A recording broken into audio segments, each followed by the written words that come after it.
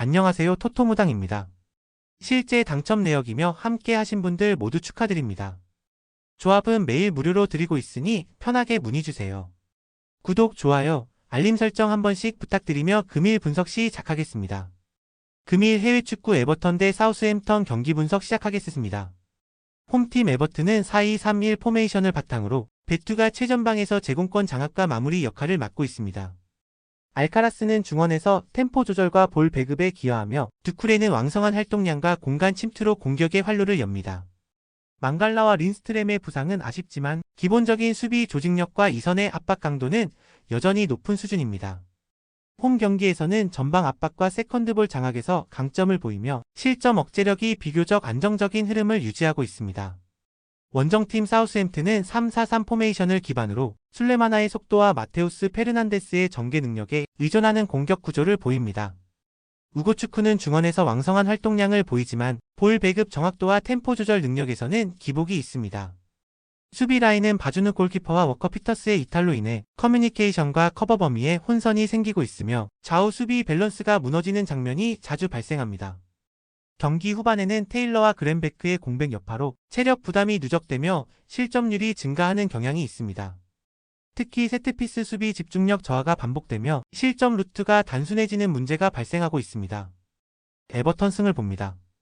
에버튼은 제공권과 세트피스 전개를 앞세워 경기 초반부터 주도권을 쥘 수 있는 구조입니다. 사우스햄튼은 수비 조직력 붕괴와 후반 체력 부담으로 인해 주도권을 내줄 가능성이 크며 실점 가능성이 반복적으로 나타날 수 있습니다. 이번 경기는 전체적인 안정감과 흐름 유지 능력에서 우위를 점한 에버튼이 승리를 거둘 수 있는 흐름입니다. 금일 해외축구 웨스트햄 대 노팅엄 경기 분석 시작하겠습니다. 홈팀 웨스트햄은 3-4-1-2 포메이션을 기반으로 쿠두스와 보웬이 전방에서 공격 전개를 이끄는 핵심 축입니다. 수책은 중원에서 제공권 장악과 세컨드볼 경합에서 강점을 보이며 템포 조절 역할까지 수행하고 있습니다. 하지만 안토니오와 서머빌의 부상 이탈로 인해 전방 침투 옵션이 부족해지며 공격 전개 속도가 둔화되고 있습니다. 특히 풀백과 중앙 수비 간 간격이 벌어지는 장면이 잦아지며 측면 공간이 반복적으로 노출되고 있습니다. 중원 압박 강도가 떨어지면서 점유율을 내주는 흐름도 나타나고 있어 전체적인 경기 주도권 유지에 어려움을 겪고 있습니다. 원정팀 노팅엄은 4-2-3-1 포메이션을 바탕으로 우드가 제공권 싸움과 포스트 플레이를 중심으로 공격 흐름을 주도하고 있습니다. 엘랑가는 측면에서 빠른 돌파로 상대 수비 뒷공간을 공략하며 깁스 화이트는 중원과 이선을 연결하는 중심 역할을 맡고 있습니다. 다수의 부상자가 있는 상황에서도 수비 조직력은 안정적으로 유지되고 있으며 전방 압박의 응집력도 향상된 흐름을 보입니다. 최근 경기에서는 빠른 전환 플레이와 높은 효율의 유효 슈팅으로 상대 수비를 흔들고 있으며 후반 체력 분배에서도 이점이 있습니다. 특히 세컨드볼 장악과 압박 유지 능력에서 강점을 드러내며 실점 최소화 흐름을 유지 중입니다. 노팅엄 승을 봅니다. 웨스트햄은 전방 자원의 이탈로 인해 공격 전개가 막히고 있으며 수비 조직력도 전반적으로 흔들리고 있습니다. 노팅엄은 압박 유지력과 빠른 역습 구조를 기반으로 경기 흐름을 주도할 가능성이 높습니다. 이번 경기는 템포와 압박 효율에서 앞선 노팅엄이 승리할 수 있는 명확한 그림입니다. 금일 해외축구 브렌트포드 대 풀럼 경기 분석 시작하겠습니다. 홈팀 브렌트퍼드는 4-2-3-1 포메이션을 기반으로 위사가 전방에서 제공권과 침투 능력을 바탕으로 공격 흐름을 주도하고 있습니다.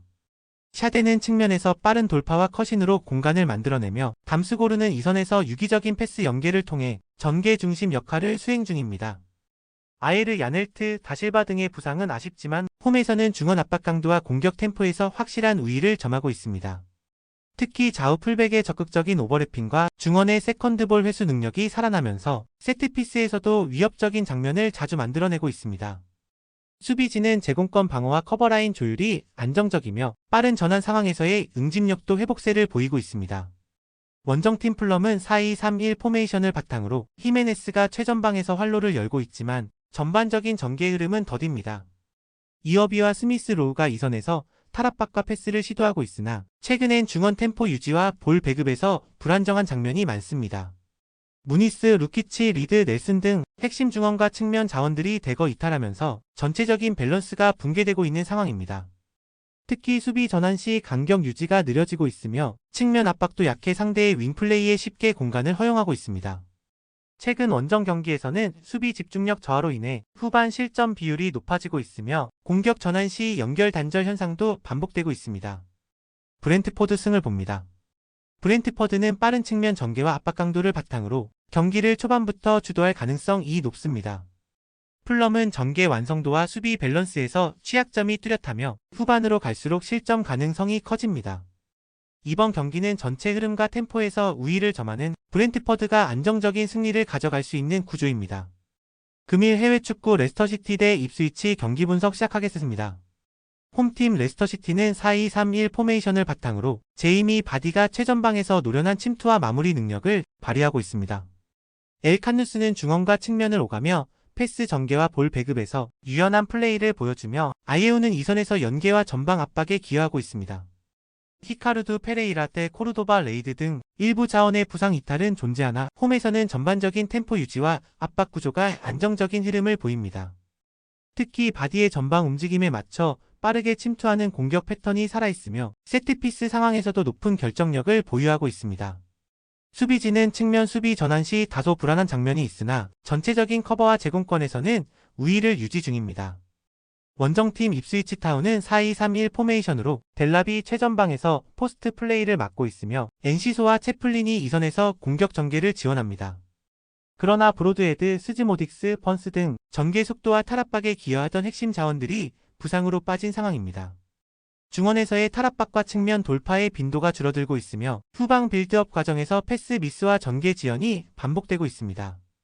특히 상대 강한 압박에 대한 대응이 느려지면서 공 소유권을 자주 잃고 있으며 전방으로의 연결이 원활하지 않은 흐름입니다.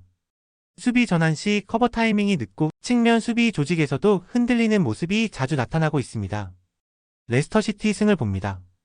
레스터시티는 제이미 바디의 침투와 유기적인 전개를 바탕으로 초반부터 주도권을 잡을 가능성이 높습니다. 입스위치는 공격 구성의 완성도가 떨어지고 수비 커버 범위도 좁아지며 실점 위기를 자주 맞이할 수 있습니다.